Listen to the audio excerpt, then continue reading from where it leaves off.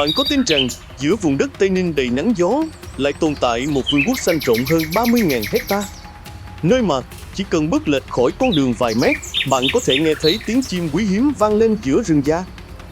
Một nơi mà từ vệ tinh nhìn xuống, trông giống như một đại dương xanh khổng lồ đang âm thầm thở giữa miền Đông Nam Bộ. Nhưng điều kỳ lạ lắm, nơi ấy không chỉ có rừng, mà còn cất giấu một bộ não chiến tranh từng làm thay đổi lịch sử Việt Nam. Một khu rừng vừa là lá phổi thiên nhiên, vừa là căn cứ tối mật, vừa là nơi sinh sống của động vật quý hiếm, vừa là nơi từng khiến cả những cường quốc quân sự phải dè chừng. Đó chính là vườn quốc gia Logo Samat. Và hôm nay, hãy cùng Huduvi Phương Nam TV bay lên từ không gian để khám phá khu rừng kỳ lạ nhất Tây Ninh. Một nơi mà càng nhìn kỹ, càng thấy thiên nhiên đang kể lại lịch sử.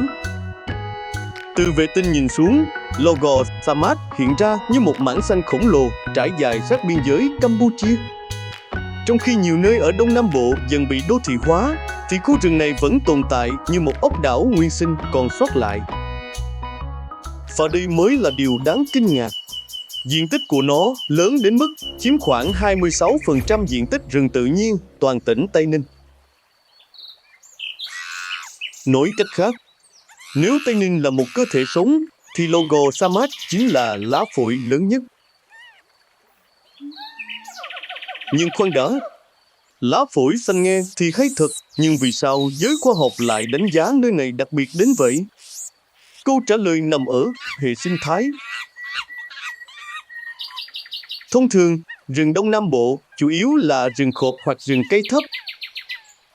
Nhưng tại Logo Samat, thiên nhiên lại trộn rất nhiều hệ sinh thái khác nhau vào cùng một khu vực. Rừng nguyên sinh,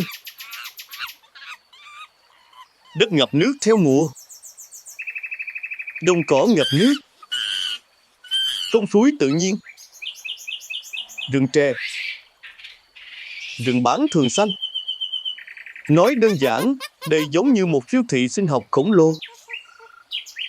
Mỗi khu vực lại là nhà của những loài hoàn toàn khác nhau. Và đó là lý do càng đi sâu vào khu rừng này, bạn càng có cảm giác như đang đổi sang một thế giới khác.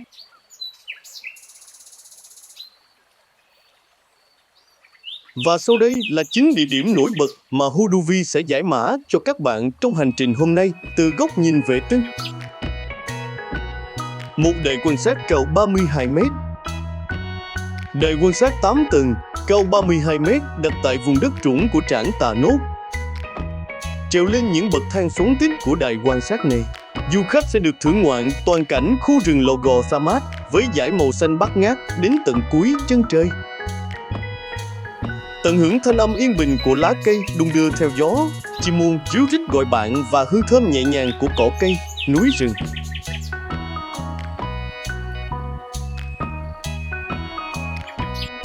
Hai, thượng nguồn Vàm Cỏ Đông, ranh giới tự nhiên với Campuchia. Vườn quốc gia Logo Samat là nơi tiếp giáp hơn 20 km thượng nguồn của dòng sông Vàm Cỏ Đông, nơi chứng kiến quá trình cha anh ta cắm mốc phân ranh giới với nước bạn Campuchia. Đến đây, du khách có thể đi thuyền ghe trên sông để chiêm ngưỡng vẻ đẹp hoang sơ và cuộc sống của ngư dân miền sông nước. Tận mắt nhìn thấy cánh rừng đại ngàn, hàng cây thốt nốt vươn cao mạnh mẽ, tự tay chạm vào những chiếc vó cá khổng lồ, hay ngắm nhìn rau nhút nở hoa vàng rực, khóm mã đề khoe sắc trên sông.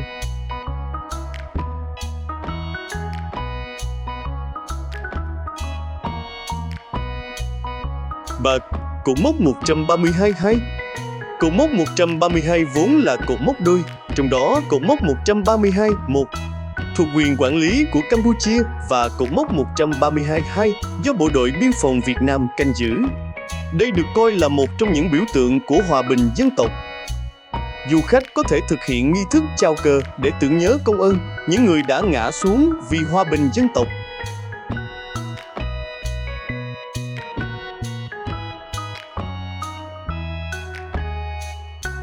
4. Trảng Tà Nốt.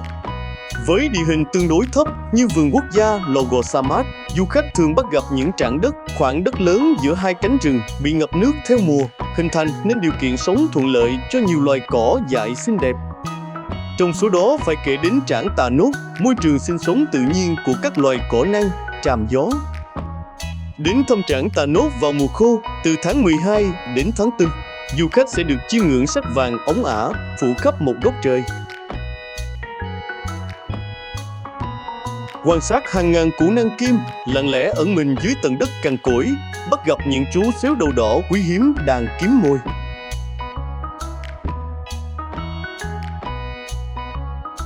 Vào mùa mưa, từ tháng 5 đến tháng 11, du khách sẽ thấy từng đàn cò nhạn bay về từ nước bạn Campuchia hoặc đồng bằng sông Cửu Long. Con thì xõa cánh bay lượn tự do, con thì lủi cụi chăm chỉ bắt ốc giữa đồng.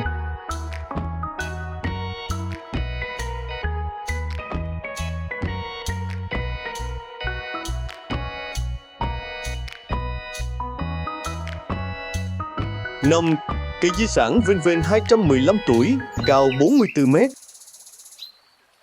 Năm 2016, Hội Bảo vệ Thiên nhiên và Môi trường Việt Nam đã công nhận cá thể cây vênh vênh thuộc vườn quốc gia Lò Gò, Sa Mát là cây di sản Việt Nam. Lúc bấy giờ, cây có niên đại 215 năm, đường kính 2 mét và chiều cao lên đến 44 mét.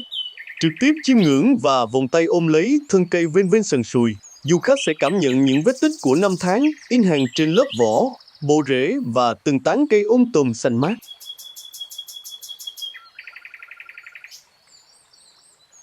6. Cây di sản dầu rái 269 tuổi, cao 42 mét. Được công nhận vào cùng thời điểm với cây vênh vênh, còn có cá thể cây dầu rái, một loài thực vật họ dầu với nhựa và vỏ cây thường được khai thác làm thuốc. Năm 2016, các chuyên gia ghi nhận cây dầu rái tại vườn quốc gia Lò Gò, Sa Mát có tuổi thọ 269 năm, đường kính 2,2 mét và chiều cao lên đến 42 mét.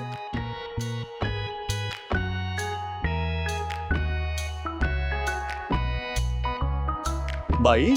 Nhà bia kỷ niệm Ban Tuyên huấn Trung ương Cục miền Nam. Cách trảng Tà Nốt một khoảng không xa về hướng đông là di tích Ban Tuyên huấn Trung ương Cục miền Nam, mũi nhọn đi đầu trong công tác tư tưởng chính trị và cổ động tuyên truyền quần chúng nhân dân, góp phần làm nên đại thắng mùa xuân năm 1975. Vào năm 2020, nhà bia kỷ niệm Ban Tuyên huấn Trung ương Cục miền Nam được xây dựng khang trang tại vườn quốc gia Lò Gò, Sa Mát nhân dịp kỷ niệm 90 năm ngày truyền thống ngành tuyên giáo của Đảng. Du khách có thể đến đây để dâng hương, dâng hoa nhằm tỏ lòng thành kính, biết ơn với các vị anh hùng trong lực lượng tuyên giáo, những người có công mở đường cho sự nghiệp cách mạng vĩ đại.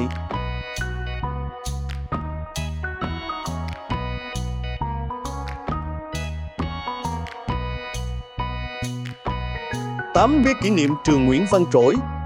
Năm 1965, một năm sau ngày mất của anh hùng liệt sĩ Nguyễn Văn Trỗi, căn cứ Trung ương Cục miền Nam thành lập ngôi trường mang tên anh, đón con em cán bộ, chiến sĩ tại khu vực miền Đông Nam Bộ về sinh sống, học tập.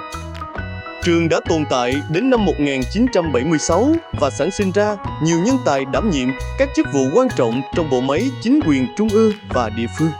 Năm 2014, bia kỷ niệm ngôi trường lịch sử đã được khánh thành, ghi lại dấu ấn nghĩa tình thầy trò cách mạng đáng quý.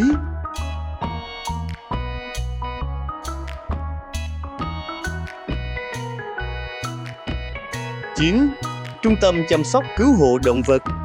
Mặc dù vườn quốc gia Lò Gò, Sa Mát có nhiều loài động vật hoang dã quý hiếm, nhưng để bắt gặp chúng ở cự ly gần ngoài tự nhiên là điều không hề dễ dàng.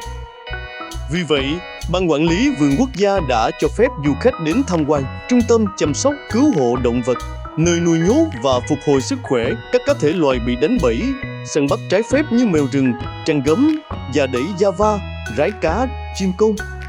Ngoài ra, trung tâm chăm sóc cứu hộ động vật còn liên kết với các vườn quốc gia khác để tổ chức phối giống, bảo tồn nguồn gen quý hiếm đang dần cạn kiệt dưới tác động tiêu cực của con người. Từ không gian nhìn xuống, Lò Gò, Sa Mát chỉ là một mảng xanh nằm sát biên giới. Nhưng càng khám phá, bạn càng nhận ra nơi này không chỉ là rừng,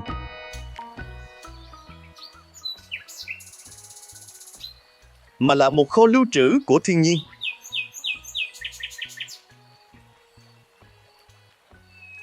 Một vùng ký ức của lịch sử.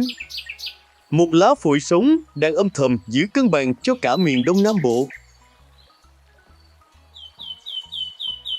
Và có lẽ, điều kỳ diệu nhất của khu rừng này không nằm ở những gì chúng ta nhìn thấy, mà nằm ở chỗ, sau hàng chục năm biến động, nó vẫn còn tồn tại, vẫn xanh, vẫn thở, vẫn âm thầm kể chuyện cho những ai chịu dừng lại để lắng nghe.